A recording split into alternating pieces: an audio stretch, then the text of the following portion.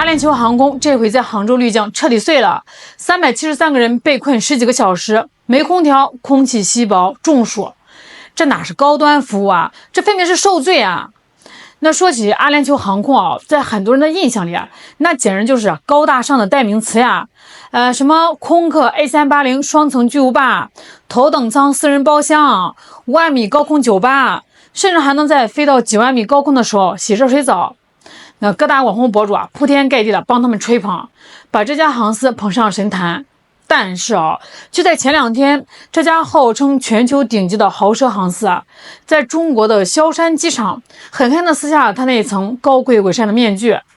那事情呢是这样子的阿联酋航空从迪拜飞往上海的浦东 EK302 航班，因为上海当晚狂风暴雨，天气恶劣，于晚上9点多临时备降到了临近的杭州萧山机场。那机上呢整整坐了373名乘客。刚备降的时候，大家都很理解，夏季雷雨天备降是常有的事儿。机组呢也是安抚大伙儿，就等2-3个小时，天气好了咱们立刻飞上海。可是谁能想到这一等啊，就是整整一深夜加一上午。那到了半夜，机组执勤时间到了，被迫换班。到了凌晨，新机组赶来，飞机又查出了机械故障，需要检修。又到了清晨，最灾难的一幕发生了飞机的 APU 供电系统坏了，就导致停机状态下的机舱空调全线失效了。等了3小时，3小时又3小时，那换了谁都要控制不住。我估计10多个小时有的。停机之后，空调是关掉的。那大伙儿想想啊，7月份的杭州啊，300多号人被活生生的关在密闭、闷热、通风不畅的金属罐子里啊，舱内的温度节节攀升，空气稀薄，老人和小孩陆续出现了胸闷、头晕，甚至体力不支、中暑晕倒。乘客们实在是受不了了，集体要求开门下机，到候机楼休息。我真的没有办法，我都给你们表达了。Give me a reason.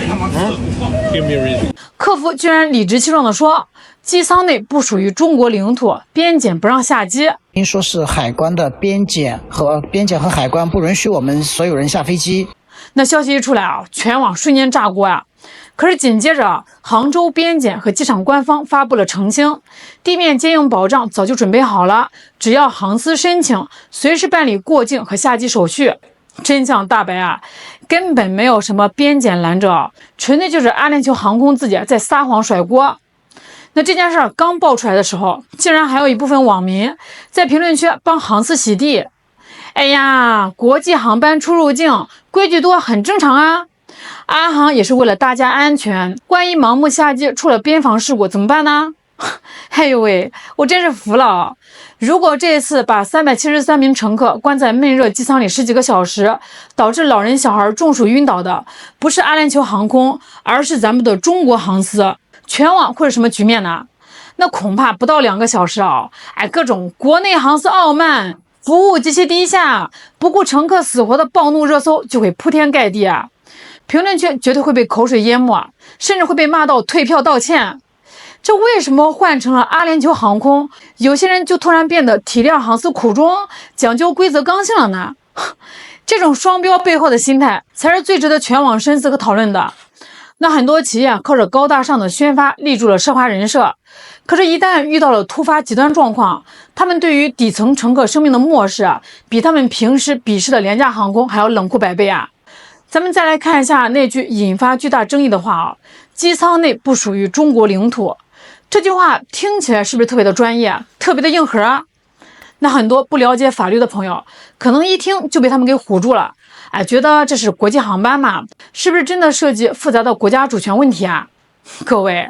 其实这就是典型的用半句话的真相来打信息差的流氓逻辑。国际法里确实有这么一个原则，叫航空器注册国管辖权，意思就是当一架阿联酋注册的飞机飞到公海上空或者无主地空域时，机上发生的民事纠纷或者刑事案件主要由阿联酋的法律管辖，这叫管辖权。但是有管辖权绝对不等于这块地方不属于降落国领土。现在主流国际法早已经彻底废弃了所谓的飞机是浮动领土的过时说法。那这架飞机呢，只要它的轮子落在了杭州萧山机场的跑道上，只要它的机身停在了中国的停机坪上，它就实实在在的处于中华人民共和国的领土主权和法律管辖之内，必须无条件的遵守中国法律，把注册国有管辖权歪曲成不属于中国领土，甚至把锅硬扣给中国边检。这不仅是法理上的极其荒谬，更是极其恶劣的法理流氓行径。那知道了法理真相，咱们再来回答那个最核心的问题。明明地面边检和机场早就准备好了，为什么阿联酋航空宁可让373名乘客在闷热机舱里遭受10几个小时，也死活不肯开门呢？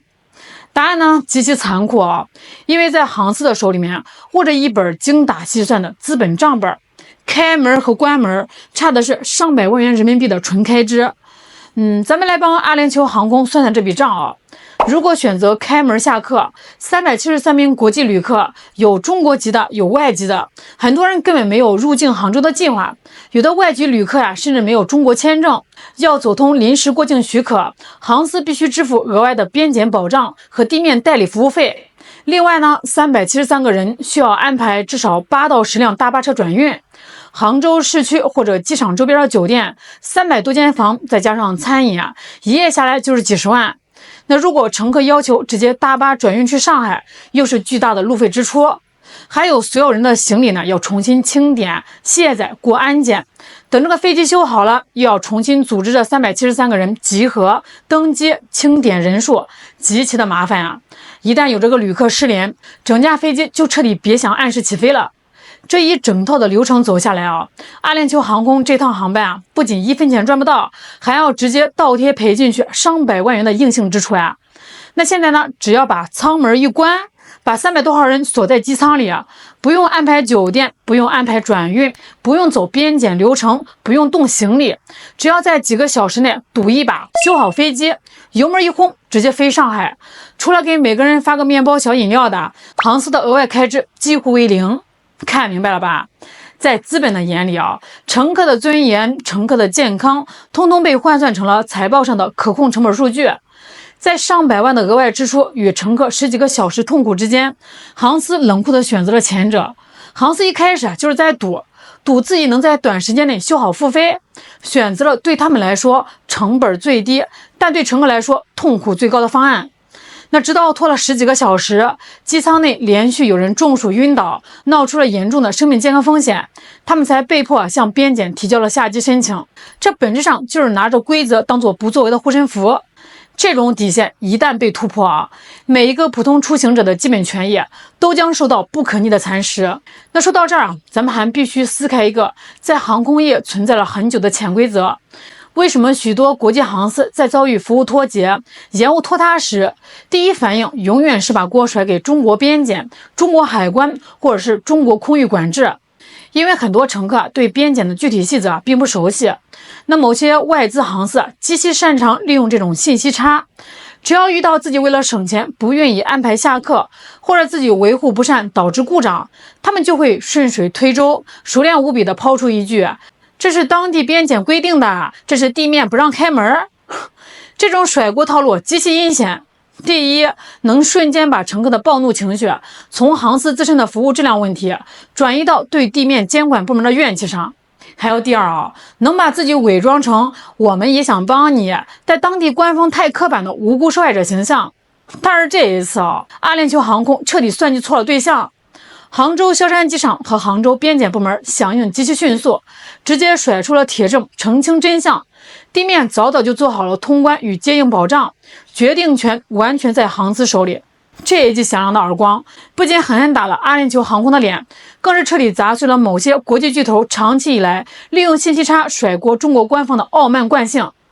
咱们买张机票买的不只是一个几万米高空的座位更是一段有底线、有尊严、有生命安全保障的旅程。遇到暴雨、雷雨等恶劣天气备降，大家都能理解；遇到机械故障延误，大伙儿也可以配合等待。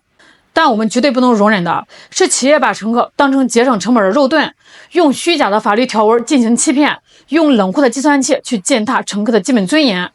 意外可以理解，规定必须遵守，但企业绝不能把自己的财务成本压力无底线的转嫁到乘客的身体健康之上。在中国的领土上降落，就必须遵守中国的法律，更要尊重中国乘客的权益。